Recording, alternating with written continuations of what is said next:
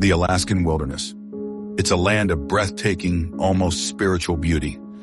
Snow-capped peaks pierce the clouds, ancient glaciers carve through valleys, and crystalline rivers teem with life. For many, it represents the last true frontier, a place where nature remains untamed, indifferent to the fragile aspirations of humankind. But within this raw, majestic landscape dwell creatures of immense power, primal forces that demand respect, understanding, and above all, distance. This is the story of a man who believed he could transcend that distance, a self-proclaimed bear whisperer who walked a path no human should. His name was Timothy Treadwell. For 13 summers, he plunged himself deep into the heart of Katmai National Park, choosing to live among the grizzly bears, convinced he shared an unbreakable, almost mystical bond with them. He filmed his life there, capturing astonishingly intimate moments with these magnificent yet deadly animals. He saw them as friends, even family.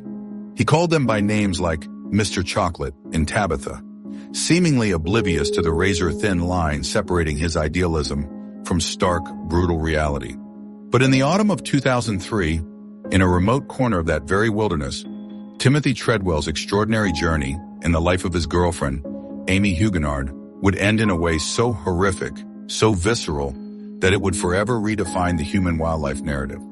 This is the chilling account of why the Grizzly Man, despite his profound devotion, did not survive. It's a stark reminder that some lines, once crossed, can never be uncrossed. Timothy Treadwell's path to becoming the Grizzly Man was anything but conventional. Born in Long Island, New York in 1957, his early life was marked by a restless spirit and a struggle with addiction. He chased dreams of acting in Hollywood, but found himself caught in a cycle of substance abuse and disillusionment. By his own admission, he was lost, adrift in a world that felt meaningless. Then, in the late 1980s, a profound experience, which he often described as a near-fatal overdose, served as a catastrophic turning point. Lying on the brink, he claimed to have seen a vision, an epiphany that pulled him back from the precipice. This vision, he said, led him to the Alaskan wilderness, to the grizzlies. He saw in the bears a purity, a wild innocence he felt was missing from his own life. They became his salvation, his purpose. He reinvented himself entirely, shedding his past and embracing a new identity as a protector, a guardian of these majestic, misunderstood creatures. His passion became his obsession. For over a decade, from the early 1990s onward, Timothy would spend the entirety of the Alaskan summer months, sometimes 5 or 6 months at a stretch, living in isolated makeshift camps deep within Katmai National Park. He wasn't just observing them from a distance, he was among them. His handheld video camera became an extension of himself, capturing every raw, unedited moment. Bears grazing just feet away, playful cubs, fierce territorial disputes. He'd narrate his footage with an almost childlike wonder, speaking directly to the bears, offering them words of comfort, even scolding them like wayward pets. This intimacy, this incredible proximity, was what defined his work and ultimately his fate. He established Grizzly People, a nonprofit organization dedicated to bear conservation and education. He traveled to schools across the country, showing his remarkable footage, telling tales of his bear family, and passionately advocating for their protection. He presented himself as a lone sentinel, standing between the bears and the perceived threats of poaching or habitat destruction, often painting park authorities and other humans as the primary dangers. He was charismatic, if eccentric, and his earnest devotion swayed many. Amy Huguenard, a physician assistant, entered Timothy's life in the years leading up to the tragedy. She was drawn to his intensity, his singular focus, and perhaps the romantic notion of living so intimately with nature.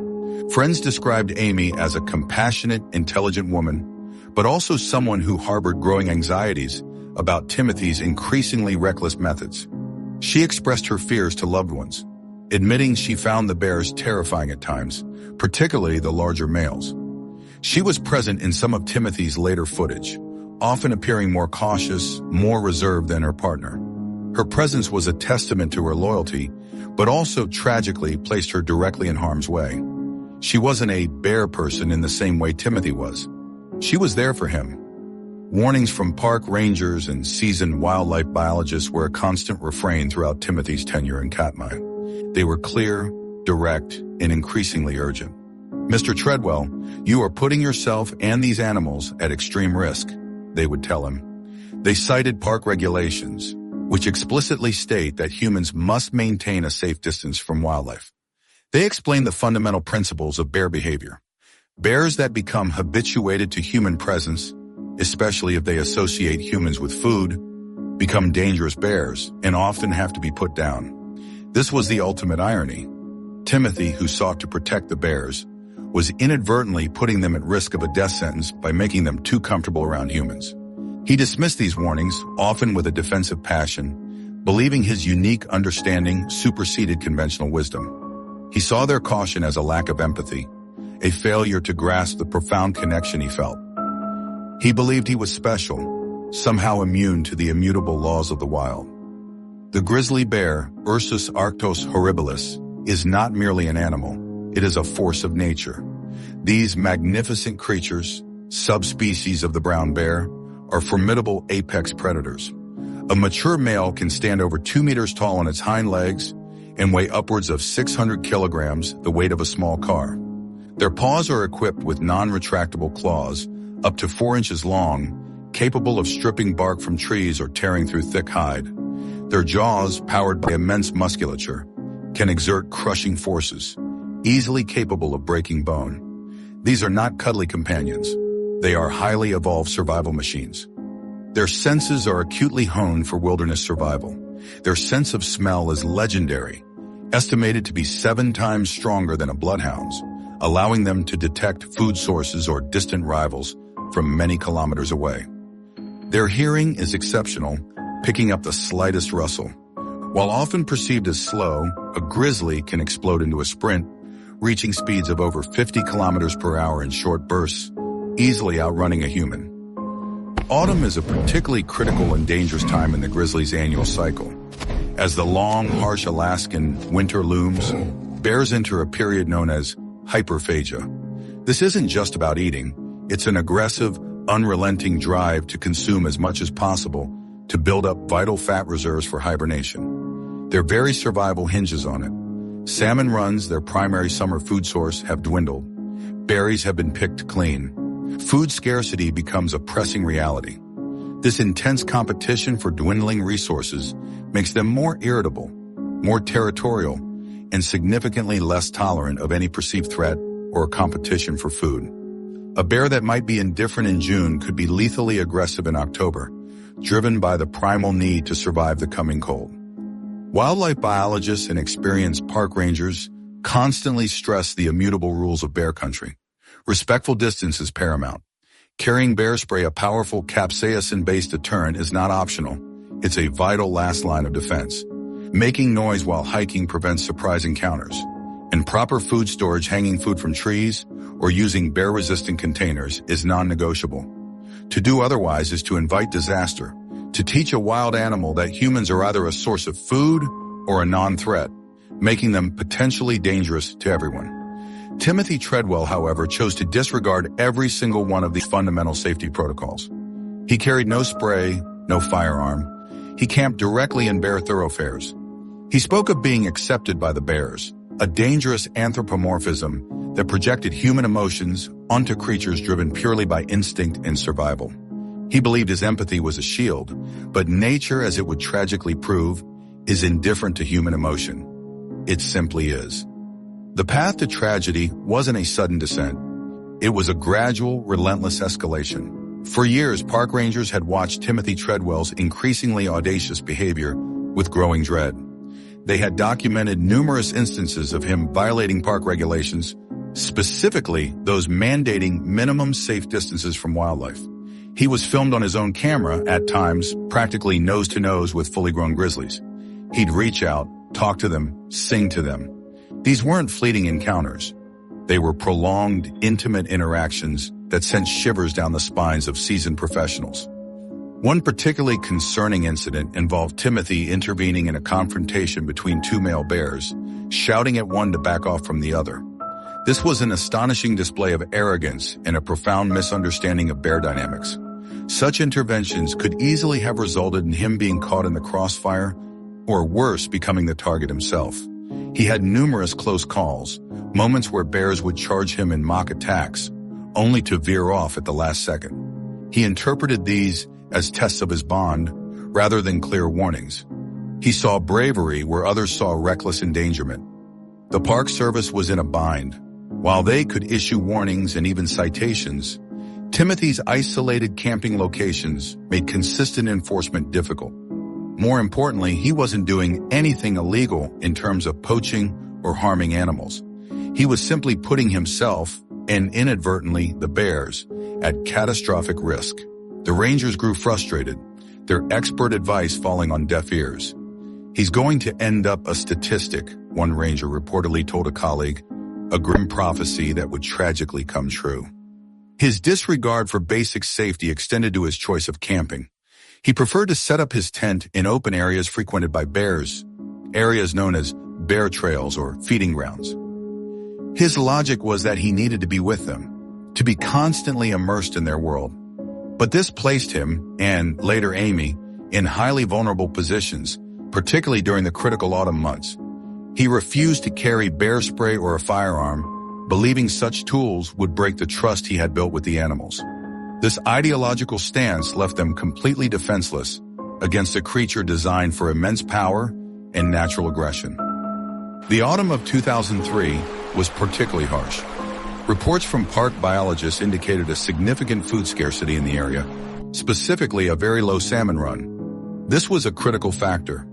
Bears in this region rely heavily on salmon to build fat for hibernation. A poor salmon season meant that bears were hungrier, more desperate, and therefore potentially more aggressive and unpredictable.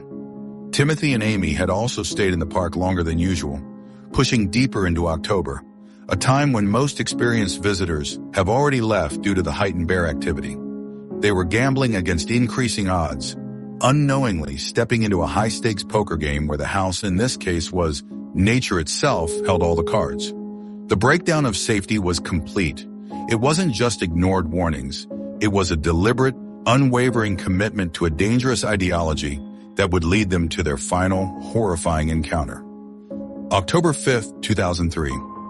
The air was biting cold, a sharp prelude to the long Alaskan winter.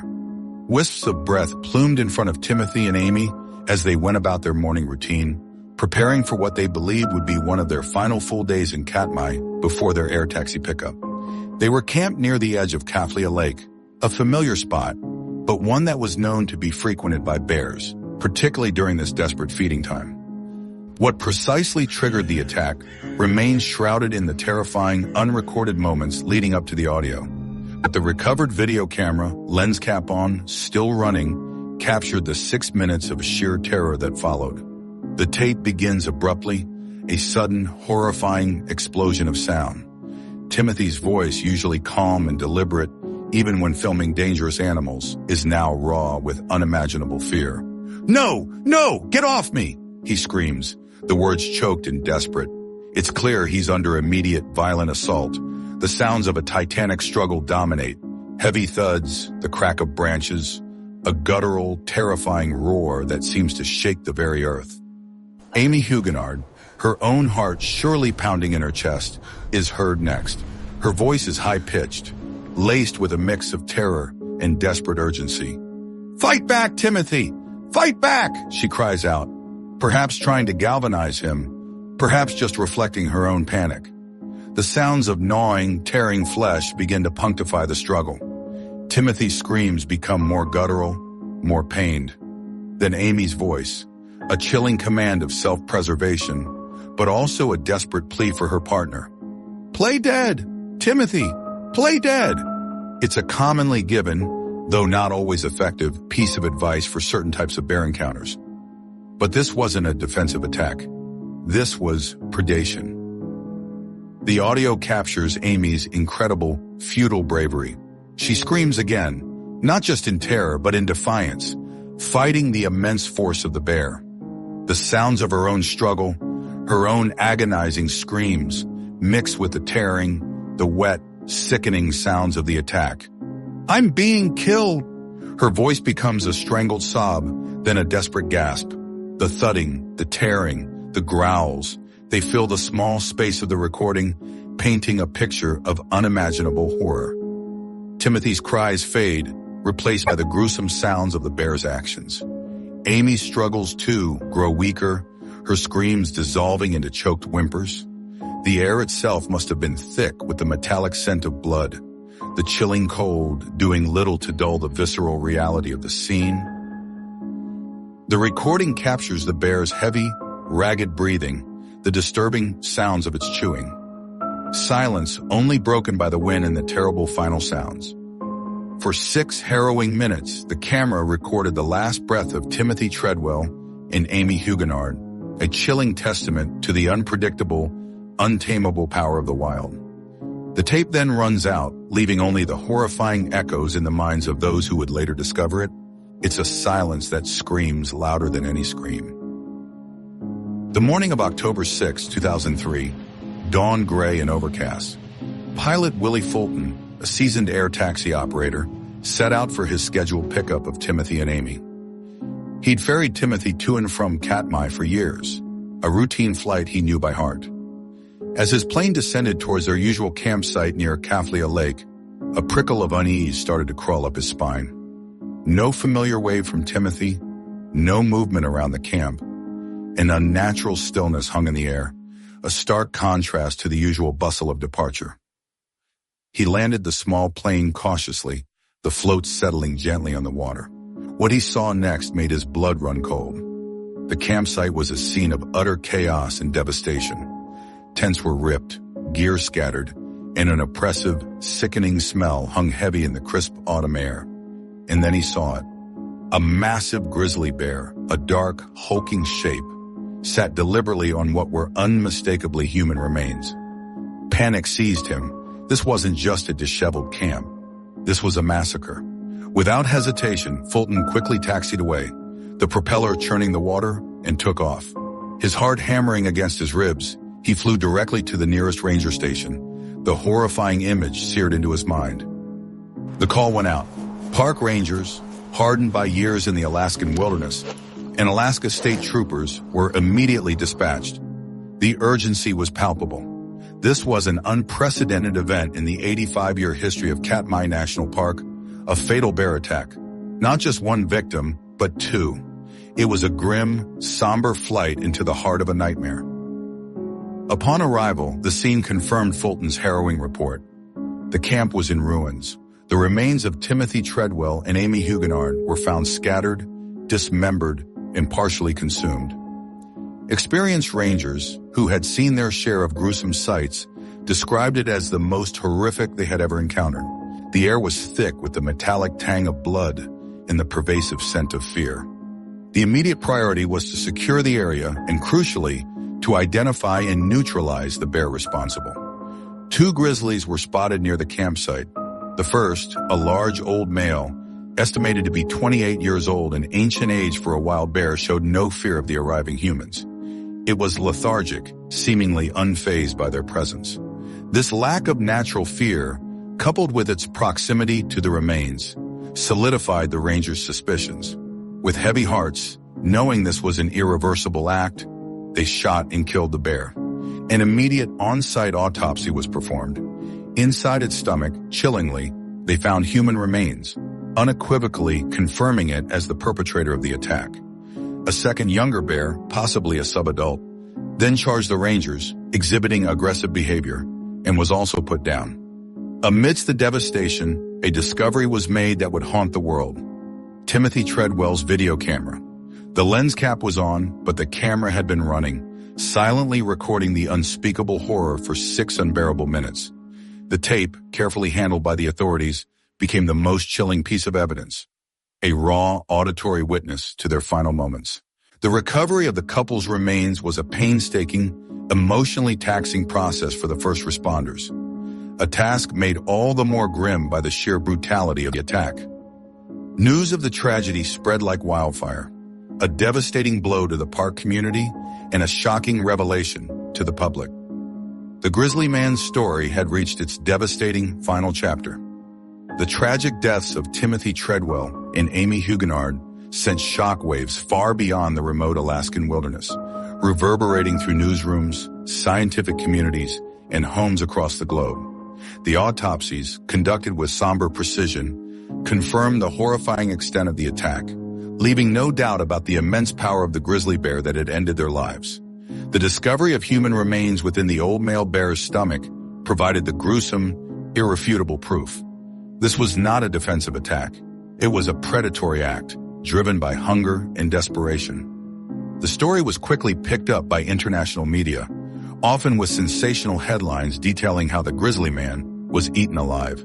The sheer brutality of the incident, coupled with Treadwell's unique and controversial lifestyle, ensured its place in the public consciousness. But it was Werner Herzog's 2005 documentary, Grizzly Man, that truly immortalized the tragedy and sparked a global conversation. Herzog, known for his stark and often philosophical approach to filmmaking, masterfully wove together Treadwell's extensive, never-before-seen footage with interviews from friends, family, and wildlife experts. The documentary delved deep into Treadwell's motivations, his profound, almost spiritual connection to the bears, and his ultimately fatal defiance of natural boundaries. Herzog presented Treadwell not as a fool, but as a complex, almost tragic figure, a dreamer whose idealism collided catastrophically with reality. The film sparked intense debate. Was Timothy a misguided hero, a brave conservationist who gave his life for his passion? Or was he a reckless narcissist whose hubris led directly to two senseless deaths? Wildlife experts uniformly condemned his methods, using his story as a cautionary tale. They emphasized that habituating bears to human presence, especially by eliminating their natural fear, creates dangerous animals.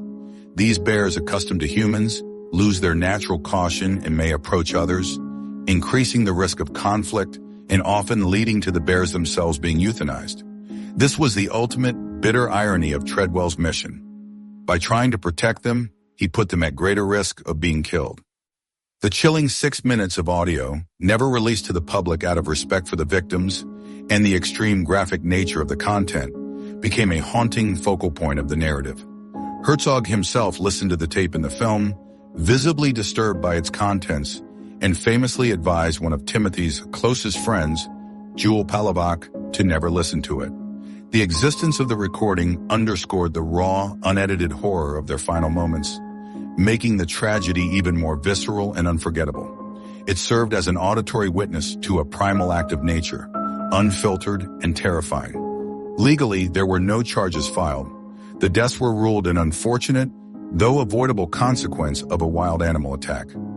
The incident did, however, prompt renewed discussions within the National Park Service about managing human-wildlife interactions and the challenges of enforcing safety regulations in vast, remote areas. It served as a grim reminder that even for someone who claimed to understand them, the wildness of a grizzly bear, particularly one driven by the desperate need to survive a harsh winter, can never be fully tamed or predicted. The public reaction continued to be polarized. Some mourned the loss of a passionate advocate, highlighting his genuine love for nature.